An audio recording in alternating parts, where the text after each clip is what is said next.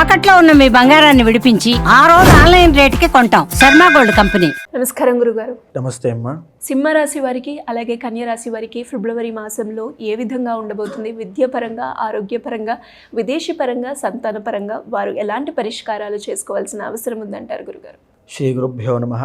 ముందుగా ఈ ఫిబ్రవరి మాసంలో సింహ కన్యా రాశుల వాళ్ళకి ఎలా ఉండబోతుందని చూసే ముందు మీ నామ నక్షత్రం బట్టి లేదా మీ డేట్ ఆఫ్ బర్త్ బట్టి అయినా సరే మీది సింహ కన్యా రాశుల వాళ్ళైతే ఈ ఫిబ్రవరి మాసంలో నేను చెప్పేటువంటి జాగ్రత్తల్లో కొన్ని జాగ్రత్తలు ప్రికాషన్స్ పాటించండి. తప్పకుండా మీకు వచ్చే సమస్యల నుంచి, ఆపదల నుంచి బయటపడతారు. అయితే ముఖ్యంగా ఈ యొక్క మాసంలో ఉండేటువంటి గ్రహ సంచారం కనుక చూస్తే వృషభంలో గురుడి యొక్క బృహస్పతి సంచారము, మిథునంలో కుజుడు సంచారము, కన్యలో కేతువు, మకరంలో ఫిబ్రవరి 13 వరకు రవి యొక్క సంచారం, కుంభంలో ఫిబ్రవరి 13 నుంచి రవి సంచారము, రవితో పాటు కుంభంలో 13 దగ్గర నుంచి ముందు కూడా శని బుధుల యొక్క సంచారము, మీనంలో శుక్రరాహుల సంచారము. ఇప్పుడు మన సింహరాశి వాళ్ళకి చూస్తే కనుక 3 గ్రహాలు యోగిస్తున్నాయని చెప్పొచ్చు. ఎందుచేత అంటే సింహరాశి వాళ్ళకి సప్తమ స్థానంలో బుధుడు యోగిస్తూ ఉన్నాడు, అష్టమంలో శుక్రుడు, లాభంలో కుజుడు యోగిస్తూ ఉన్నారు.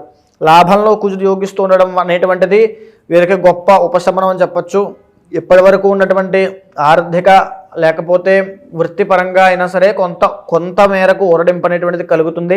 అష్టమ స్థానంలో శుక్రుడు ఎప్పుడైతే యోగిస్తూ ఉన్నాడో కళత్రము దగ్గర నుంచి, అంటే భార్య లేదా భర్త దగ్గర నుంచి లేదా రిలేషన్షిప్లో ప్రేమ వ్యవహారాల్లో కాస్త ఉపశమనం కలిగేటువంటి, కాస్త పాజిటివ్ థింగ్స్ యాడ్ అయ్యేటువంటి అవకాశం కనబడుతోంది.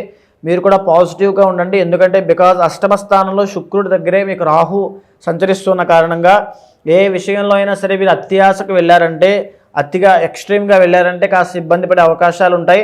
అష్టమంలో రాహు మంచివాడు కాదు కాబట్టి కాస్త జాగ్రత్తగా ఉండండి. ఎక్స్ట్రీమ్గా అగ్రెసివ్గా వెళ్ళొద్దు, ఇబ్బంది పడేటువంటి అవకాశాలు ఉంటాయి. సప్తమ స్థానంలో బుధుడి యొక్క సంచారం జరుగుతోంది. వైవాహిక జీవితంలో ఉన్నటువంటి వాళ్ళకి లేదా కుటుంబపరమైన ఇబ్బందులు పడేటువంటి వాళ్ళకి మీ తెలివితేటలతో, చాకచక్యంతో వాటిని సరిదిద్దుకునే అవకాశం మీకు రాబోతోంది. మీ తెలివితేటలను కనుక మీరు వ్యాపారం మీద పెట్టినట్లయితే అద్భుతమైన వ్యాపార దిగ్గజంలా ఎదిగేటువంటి అవకాశాలు ఇక్కడి నుంచి మీకు స్టార్ట్ అవుతాయి. కాబట్టి మీకున్నటువంటి తెలివితేటల మీద ఫోకస్ చేయండి. మీకున్నటువంటి సోర్స్ ఆఫ్ ఎనర్జీ మీద చూసుకోండి. మీ పొటెన్షియల్ని పెంచుకునే అవకాశం ప్రయత్నం చేయండి. అదే సప్తమ స్థానంలో రవి శనుల యొక్క సంచారం జరుగుతున్న కారణం చేత రవి శనులు ఇద్దరూ కూడా తండ్రి కొడుకులు బద్ధశత్రువులు అవ్వడం వల్ల మీకు వైవాహిక జీవితంలో అవచ్చు, ఉమ్మడి వ్యాపారంలో అవ్వచ్చు, మీ తెలివితేటలు ఏమాత్రం పక్కదో పట్టినా మీరు ఇబ్బంది పడతారు, వ్యాపారం నష్టపోయే అవకాశం ఉంటుంది. కాబట్టి నిరంతరము ఈ మాసమంతా కూడా వ్యాపారం మీద, వైవాహిక జీవితం మీద శ్రద్ధ పెట్టండి, లేకపోతే ఎన్నో ఇబ్బందులు వస్తాయి. దాంతోపాటుగా దశమ స్థానంలో గురుడి యొక్క సంచారము వృత్తి వ్యాపారాల్లో సామాన్యము, అంటే జాబ్ చేసుకునే వాళ్ళందరికీ కూడా సామాన్యంగా ఉండే అవకాశం ఉంటుంది. పెద్ద మార్పులు చేర్పులు ఏమీ లేవు. అదేవిధంగా రెండవ స్థానంలో కేతు యొక్క సంచారం వల్ల మాట విషయంలో చాలా జాగ్రత్తగా ఉండాలి. మాట్లాడే మాట నిలబెట్టుకునే ప్రయత్నం చేయండి. ఒక్కొక్కసారి ఒక్కొక్క మాట, ఇంకొకసారి ఇంకొక మాట ఇన్ఫ్లుయెన్స్ అవ్వడం వల్ల, ఆ మాట అస్థిరత్వం రావడం వల్ల ఎన్నో మాటలు పడాల్సి వస్తుంది. అదేవిధంగా కుటుంబం దగ్గర నుంచి కూడా ఒత్తిడి రావడం అనేటువంటి విషయాల మీద కాస్త మానసికంగా కృంగిపోయే అవకాశాలు ఉన్నాయి. ఆ మానసిక కృంగుపాటు నుంచి బయటికి రండి. మానసిక అశాంతి దూరం పెట్టండి. దాన్ని దూరం పెట్టడానికి మెడిటేషన్ చేసే ప్రయత్నం చేయండి. సింహరాశి వాళ్ళకి మరీ ముఖ్యంగా జాగ్రత్తగా ఉండాల్సిన అంశము ఈ యొక్క రవి శనుల యొక్క కలయిక ఈ యొక్క సప్తమ స్థానంలో ఉండడం అనేటువంటి ఇబ్బంది ఉంది.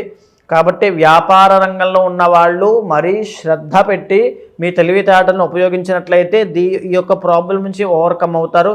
లేకపోతే ఈ మాసంలో వచ్చే ప్రాబ్లం వల్ల ఖచ్చితంగా లాంగ్ లాస్టింగ్గా ఇబ్బంది అనేటువంటిది కనబడుతుంది. మరి ఎస్పెషల్లీ ఈ రాశి వారు ఇలాంటి సమస్యలు ఎదుర్కొన్నప్పుడు ఎలాంటి పరిహారాలు చేసుకోవాలి గురుగారు? వెంకటేశ్వర స్వామి యొక్క ఆరాధన చేసినట్లయితే గ్రహ దోషాలన్నీ తొలగిపోయే అవకాశం ఉంటుంది. ప్రతి శనివారము ఒక పూట భోజనం, ఒక పూట పలహారము చేసి ఆ రోజు పవిత్రంగా ఉండి శని భగవానుడికి నమస్కారం చేసుకోండి, అద్భుతంగా ఉంటుంది. అదేవిధంగా కన్యారాశి వాళ్ళకి చూసుకున్నట్లయితే కన్యారాశి వాళ్ళకి 6వ స్థానంలో రవి, బుధ, శని, అదేవిధంగా భాగ్యంలో గురుడు యోగిస్తున్నాడు. అద్భుతంగా ఉంది అని చెప్పచ్చు సిరిగారు. కన్యారాశి వాళ్ళకి ఈ మాసం అంతా కూడా అద్భుతమైన ఫలితాలు ఉంటాయి. అదేవిధంగా మరీ ముఖ్యంగా చూసుకుంటే ఫిబ్రవరి 13వ తారీఖు తరువాత నుంచి కన్యారాశి వాళ్ళకి రాజయోగం పట్టబోతోంది. రవి, బుధ, శని అనేటువంటి 3 గ్రహాలు 6వ స్థానంలో యోగిస్తున్న కారణం చేత అనారోగ్య సమస్యలతో ఇప్పటి వరకు బాధపడే ప్రతి ఒక్కరికి కూడా ఉపశమనం కలుగుతుంది. అప్పుల బాధతో ఇబ్బంది పడే వాళ్ళకి డబ్బులు అందుతాయి, అప్పులు తీరిపోతాయి, రుణ బాధలు పోతాయి. తరువాత అన్ని తెలివితేటలుండి క్యాపబిలిటీ ఉండి మేము ఏమీ సంపాదించుకోలేదు, లేకపోతే మాకు సరైనటువంటి ఉద్యోగం లేదనుకునే వాళ్ళకి కూడా ఈ మాసంలో గవర్నమెంట్ జాబ్ ప్రయత్నం చేసేవాళ్ళు, కాంపిటేటివ్ ఎగ్జామ్స్ రాసే వాళ్ళందరికీ కూడా కాస్త ఆ యొక్క యోగాన్ని అందిపుచ్చుకునేటువంటి అవకాశాలు ఈ మాసంలో కనబడుతున్నాయి.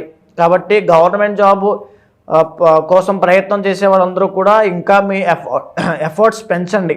ఖచ్చితంగా గవర్నమెంట్ జాబ్ కొట్టేటువంటి యోగం కనబడుతోంది. రాజకీయ నాయకులకు కూడా అద్భుతమైనటువంటి యోగం కనబడుతోంది.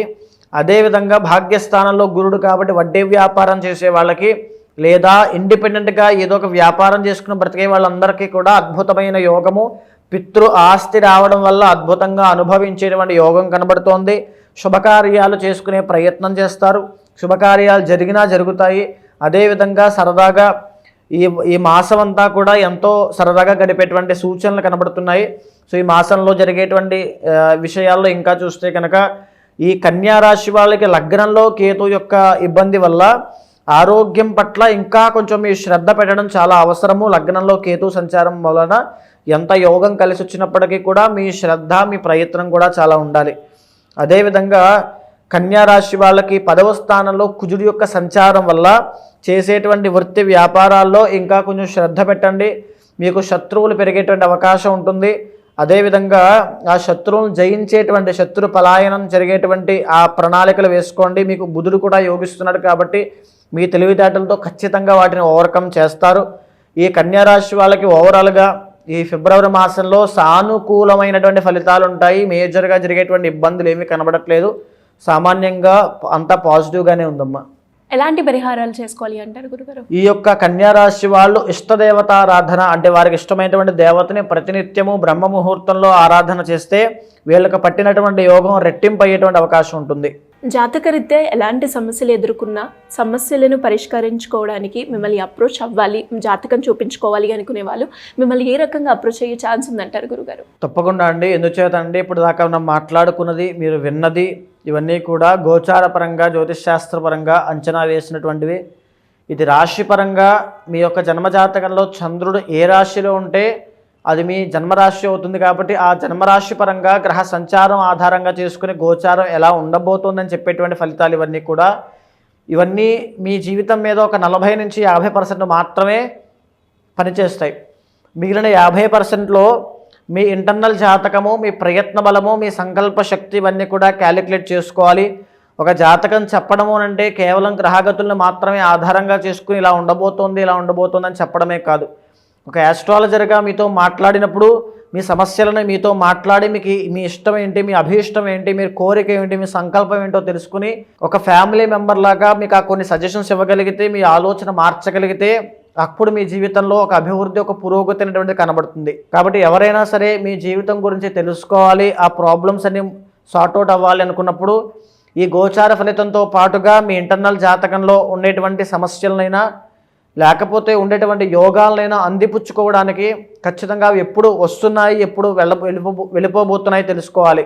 ఎప్పుడైతే ఆ జాతక దోషాలు ఉన్నాయో వాటికి సంబంధించి కొన్ని పూజలు నిర్వహించడం వల్ల ఆ శాంతి అనేటువంటి ఒక సైంటిఫికల్ ప్రక్రియ, ఇది సైంటిఫికల్గా కూడా ప్రూవ్ అయ్యింది. ఏదైనా క్రిస్టల్ థెరపీ అవ్వచ్చు, మంత్ర థెరపీ అవ్వచ్చు, హోమా థెరపీ అవ్వచ్చు, లేకపోతే ఏదో ఒక మెడిసిన్ లాంటి ఒక మాటని నేను మీకు చెప్పడం వల్ల, మీరు వినడం వల్ల, ఒక పూజా కార్యక్రమంలో మీరు పాల్గొనడం వల్ల మీ జీవితంలో ఒక పాజిటివిటీ రావచ్చు, లేదా మీ జీవితం అక్కడి నుంచి ఒక మలుపు తిరగవచ్చు. కాబట్టి ఎవరైనా సరే మాట్లాడాలి, జాతకం చూడాలి అనుకున్నప్పుడు ఖచ్చితంగా కింద కనిపించేటువంటి నెంబర్కి కాంటాక్ట్ అవ్వండి. మా వాళ్ళు తప్పకుండా మీకు పూర్తి డీటెయిల్స్ అన్నీ కూడా అందిస్తారు. ధన్యవాదాలు గురుగారు. నమస్తే అమ్మా.